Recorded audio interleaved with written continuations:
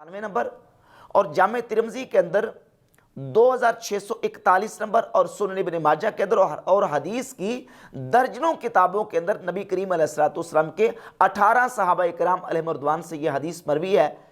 سنن ابی داؤد کے اندر 4597 نمبر حدیث کا متن یہ ہے کہ رسول اللہ صلی اللہ علیہ وآلہ وسلم نے ارشاد فرمایا الا ان من قبلکم من اہل الکتاب افترقوا علی 72 ملہ، خبردار تم سے پہلے جو ملتیں اور قومیں تھیں وہ 72 فرقوں میں بٹ گئیں۔ وَإِنَّ هَذِهِ الْمِلَّةَ سَتَفْتَرِقُ عَلَى 73 اور میری یہ ملت 73 فرقوں میں بٹ جائے گی۔ ستفترق، سین اور صوفہ یہ مستقبل قریب کے لیے فعل مضارع کے اوپر استعمال ہوتا ہے۔ ستفترق ان قریب بٹ جائے گی، اور افترق یفترق، افتراق کا معنی ہوتا ہے فرقوں میں بٹ جانا، تقسیم ہو جانا اور الگ الگ ہو جانا۔ میری یہ امت 73 فرقوں میں ان قریب بٹ جائے گی۔ 72 فی النار وواحدۃ فی الجنہ، 72 ان میں سے جہنم میں اور ایک جنت میں جائے گا، اور ایک جو ہوگا جو جنت میں جائے گا وواحدۃ فی الجنہ، یہ واحدۃ فرقۃ کی صفت ہے، یعنی فرقۃ واحدۃ فی الجنہ، ایک فرقہ جنت میں جائے گا، 72 فرقے جہنم میں اور ایک فرقہ جنت میں جائے گا۔ اور وہ فرقہ جو جنت میں جائے گا وہ کون ہوگا؟ اللہ کے نبی علیہ السلام نے فرمایا ہی الجماعت، وہ جماعت ہوگی، یعنی وہ فرقہ جو مسلمانوں کا جو جنت میں جائے گا وہ مسلمانوں کی جماعت ہوگی، بڑی جماعت جو مسلمانوں کا سواد اعظم ہے، مسلمانوں کا عظیم گروہ، عظیم جماعت ہے، وہ فرقہ واحدہ جنت میں جائے گا۔ یہ حدیث کا متن ہے۔ اب اس حدیث کے متن سے اگر مرزا یہ کہنا چاہ رہا ہے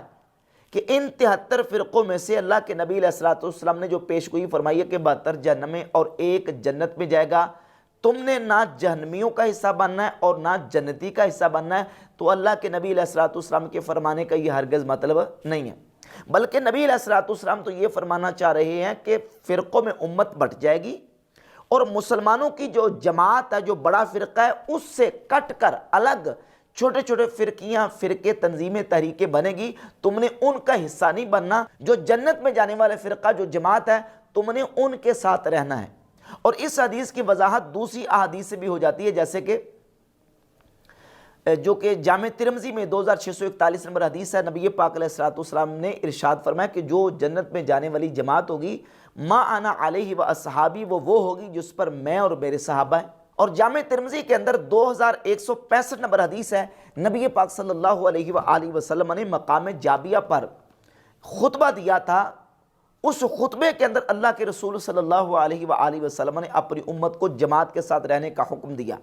سیدنا عمر فاروق رضی اللہ تعالیٰ عنہ مقام جابیہ پر خطبہ دینے کے لیے کھڑے ہوئے اور فرمایا کہ آج میں اس مقام پہ کھڑا ہو کے خطبہ دے رہا ہوں جس مقام پہ اللہ کے نبی صلی اللہ علیہ وآلہ وسلم نے کھڑے ہو کے خطبہ دیا، اور حضور نے خطبہ یہ دیا تھا،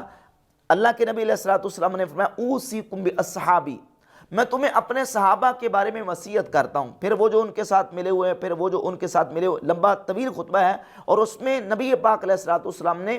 امت کے اوپر لازم کر دیا علیکم بالجماعت وایاکم الفرقہ، تم نے جماعت کے ساتھ رہنا ہے اور تم نے فرقوں سے بچ کے رہنا ہے، جماعت کا ساتھ دینا اور فرقوں سے بچ کے رہنا ہے۔ اللہ کے رسول صلی اللہ علیہ وآلہ وسلم کی یہ حدیث بتاتی ہے کہ فرقوں کے مقابلے میں جماعت کا ذکر کیا گیا، جماعت کا دامن تھامنے کا حکم دیا گیا، جماعت کو لازم پکڑنے کا حکم دیا گیا، اور جماعت ہی ہے جو جنت میں جانے والی ہے، یعنی وہ مسلمانوں کا عظیم گروہ اور عظیم فرقہ جو جماعت کی شکل میں ہوگا وہ جنت میں جائے گا، اور جو جماعت سے کٹ کے الگ ہونے والے فرقے ہیں وہ جہنم میں جائیں گے۔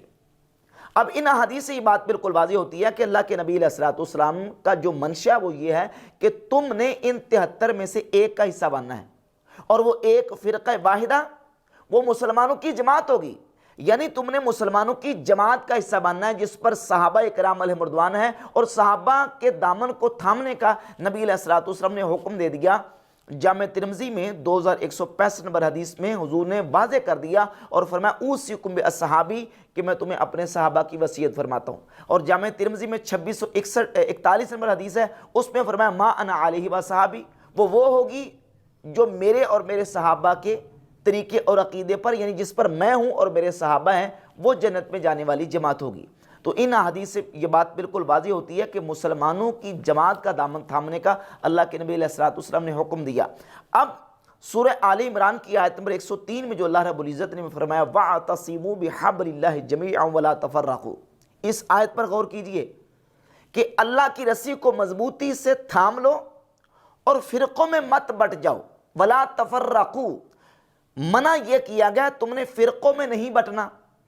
تو کرنا کیا، حکم کس کا ہے؟ حکم یہ وَاعْتَصِمُوا بِحَبْلِ اللَّهِ، تم نے اللہ کی رسی کو مضبوطی سے تھامنا ہے۔ اللہ کی رسی کیا ہے؟ اس آیت کی تفسیر میں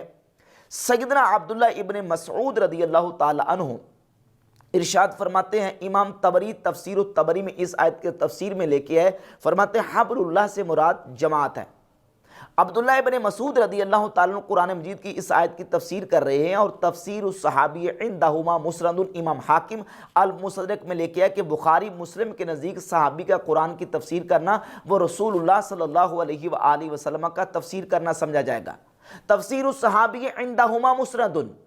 یعنی صحابی کا تفسیر کرنا امام بخاری اور امام مسلم کے نزدیک وہ رسول اللہ صلی اللہ علیہ وآلہ وسلم کا تفسیر کرنا ہے، یہ امام حاکم بیان کر رہے ہیں۔ اس سے واضح ہوا کہ عبداللہ بن مسعود رضی اللہ تعالیٰ جو فرما رہے ہیں کہ یہاں حبل اللہ سے مراد جماعت ہے، تو مسلمانوں کو جماعت کا دامن تھامنے کا حکم دیا گیا، اور تفرقہ سے بچنے کا اللہ رب العزت نے حکم دیا کہ منع کیا کہ تم نے تفرقہ میں نہیں پڑھنا، بلکہ کیا کرنا ہے، حبل اللہ کو مضبوطی سے تھام لینا ہے، اور وہ حبل اللہ کیا ہے، مسلمانوں کی جماعت۔ صحیح مسلم کی حدیث نمبر 2408 میں حبل اللہ قرآن کو کہا گیا۔ اب اگر کوئی یہ کہے کہ قرآن مراد ہے حبل اللہ سے اور قرآن ہی کا دامن تھامنے کا حکم ہے، قرآن کو لازم پکڑنے کا حکم ہے، تو اس سلسلہ میں 2-4 احادیث میں پیش کر کے اس بات کو واضح کروں گا کہ دیکھیے قرآن کو صرف اگر کوئی تھامنے کا دعویٰ کرتا ہے لیکن قرآن کی مراد اور قرآن کا فہم وہ نہیں لیتا جو جماعت نے لیا ہے، تو اس کا قرآن کو پڑھنا اور قرآن کو تھامنے کا دعویٰ جو ہے وہ قبول نہیں ہوگا، اس لیے کہ رسول اللہ صلی اللہ علیہ وآلہ وسلم نے اس بات کی پہلے سے خبر دی ہے کہ امت کے اندر ایسے فرقے بھی پیدا ہوں گے، جیسے کہ صحیح بخاری کے اندر 6930، 31، 32، 33، 34، اور صحیح مسلم کے اندر 2449 سے لے کر 2470 تک تقریباً 20 سے زیادہ احادیث ہیں۔ نبی پاک علیہ الصلوۃ والسلام نے خوارج کی علامات اور نشانیاں بیان کی ہیں کہ خوارج یقرؤون القرآن، وہ قرآن پڑھیں گے، لا یجاوز حناجرہم، لیکن قرآن ان کے حلق سے نیچے نہیں جائے گا۔ صحیح مسلم ہے یتلون کتاب اللہ رتبا لینا، وہ قرآن کو بڑا زبانیں موڑ موڑ کے پڑھیں گے لیکن قرآن ان کے حلق سے نیچے نہیں جائے گا۔ خوارج کی یہ علامت اور نشانی کہ وہ قرآن پڑھیں گے، وہ احادیث پڑھیں گے لیکن قرآن ان کے حلق سے نیچے نہیں جائے گا۔ ان کا قصور کیا ہوگا؟ قصور یہ ہوگا کہ قرآن کا جو مطلب اور مفہوم جماعت نے لیا ہے، صحابہ نے لیا ہے، اس کو چھوڑ کے وہ اپنا مفہوم اور اپنی منشا اور مراد جو ہے اس سے لینا چاہیں گے، اور ان کا قرآن کو تھامنے کا دعویٰ ہرگز مقبول نہیں ہوگا۔ تو قرآن کو تھامنے کا معنی بھی یہ ہے کہ جو مسلمانوں کی جماعت جس عقیدے پر ہے، جو معنی اور مفہوم قرآن کا مسلمانوں کی جماعت نے لیا ہے وہی معتبر ہوگا۔ تو نتیجہ آ کے یہی نکلے گا کہ حبل اللہ سے مراد جماعت ہے، اور جماعت سے کٹ کر جو الگ ہونے والے فرقے ہیں ان سے بچنے کا حکم دیا گیا ہے، اور جماعت کو مسلمانوں کا جو بڑا گروہ اور بڑا فرقہ ہے اس کو تھامنے کا حکم دیا گیا۔ اب مرزا جلمی کہتا ہے حدیث کے اندر جو ہے وہ گروہ کا ذکر ہے، حدیث کے اندر فرقہ کا ذکر نہیں ہے، حالانکہ گروہ تو عربی کا لفظ ہی نہیں ہے۔ عربی کا جو لفظ ہے وہ فرقہ ہے یا جماعت ہے یا طائفہ ہے، گروہ عربی کا لفظ نہیں ہے۔ یہ تم گروہ جو ہے یہ کس کا ترجمہ کر رہے ہو؟ یہ فرقے کا ترجمہ ہے۔ کہتا ہے حدیث میں گروہ ہے، فرقہ نہیں ہے۔ اور اگر مرزا کہے کہ فرقے کا لفظ نہیں تو فرقے کا لفظ بھی حدیث کے اندر موجود ہے، جس طرح کہ المستدرک الصحیحین میں امام حاکم اور المعجم الکبیر للطبرانی میں امام طبرانی یہ حدیث لے کے آئے ہیں۔ مستدرک الصحیحین میں 452 نمبر اور طبرانی کبیر میں 13481 نمبر حدیث ہے۔ نبی پاک صلی اللہ علیہ وآلہ وسلم نے جب یہی حدیث بیان کی تو اس حدیث کے اندر آخری الفاظ یہ کہ الا فرقۃ واحدہ، ایک فرقہ جنت میں جائے گا اور وہ فرقہ اسلام ہوگا، مسلمانوں کی جماعت ہوگی۔ اس میں نبی پاک صلی اللہ علیہ وآلہ وسلم نے مسلمانوں کے اس جماعت کو فرقہ کہا ہے جو جنت پہ جانے والا فرقہ واحدہ فرمایا ہے، جس سے ثابت ہوتا ہے کہ حدیث کے اندر فرقہ واحدہ کے لفظ بھی موجود ہیں۔ مرزا کا یہ کہنا کہ فرقہ کا لفظ نہیں ہے، حدیث کے اندر گروہ کا لفظ ہے، حدیث کے اندر گروہ کا لفظ کیسے ہوگا؟ گروہ تو ہے اردو زبان کا لفظ ہے، عربی کا لفظ ہی نہیں ہے، تو عربی زبان کا جو لفظ ہے وہ ہے فرقہ۔ اچھا، پھر اس